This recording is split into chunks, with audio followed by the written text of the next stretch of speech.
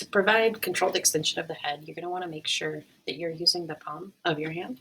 Some people have done it like this with the fingertips, but this isn't going to allow you to control the extension of the head, and it has more risk of slipping. So you're going to use the palm of your hand on the back of baby's occiput. And this is going to be done just before crowning. You want to make sure you keep your fingers straight so you're not gripping the baby's head as well. And then make sure that you have a view of the perineum.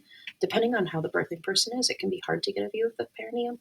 And you're going to want to apply gentle pressure on the back of the baby's head, making sure that this is really gentle. And you're just really controlling the baby's ability to extend their head as they're crowning from being too quick. This avoids tearing in the perineum.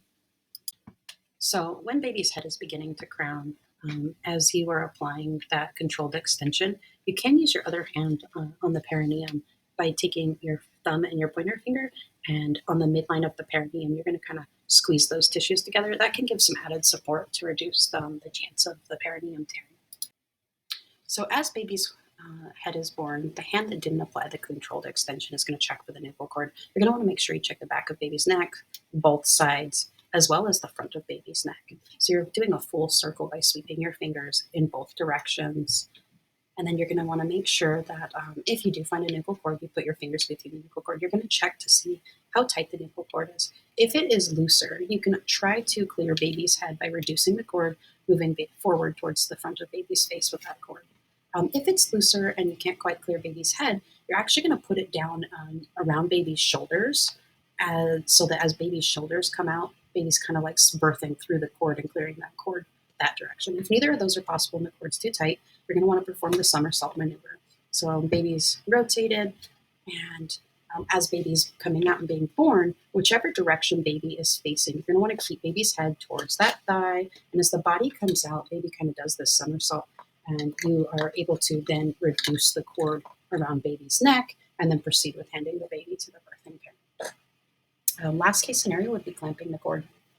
If a baby couldn't be born, you may need to double clamp the cord around baby's neck and then cut the cord. And we want to avoid this as a very last resort. So as you can see, baby is facing the birthing person's left thigh. Their back is on the birthing parent's right thigh. And we're going to be helping with the birth of the shoulders. Whichever way baby is facing, so the left thigh, my left hand will go on top. If baby was facing the right thigh, my right hand would go on top. It's going to be across baby's parietal bones and their cheekbones. Be sure not to grab baby's face, keeping your fingers straight. And the goal is to get the anterior shoulder to be birthed first. We're going to apply downward traction in a very gentle manner, making sure that we're not laterally flexing baby's neck. So I'm going to have to ungo to help baby come out of this pelvis. As baby's anterior shoulder becomes visible and clears that pubic bone, then we're going to change the direction of that traction upward. And this is going to allow baby's posterior shoulder to be born. So after the birth of the shoulders, we're going to use our bottom hand and we're going to do a C hold. We're going to create that C shape, and we're going to be holding onto baby's shoulder with our thumb on baby's scapula and our fingers around baby's trunk. Baby's head will be supported on our hand and our forearm. And as baby's coming out, we're going to slide that top hand and grab onto baby's thighs. And we're going to give baby to the birthing person, being sure that you're not letting go of baby until the birthing person has a good hold on baby. So if baby's in an occiput posterior position, the only difference is going to be in the direction that you're applying the controlled extension of the head. This controlled extension is done the same way, palm on the occiput and pressing towards the way the baby's head is facing. Keep that pressure gentle. And then also when the bipyramidal diameter is visible, you're going to want to make sure you release that pressure to allow baby to then extend instead of flex.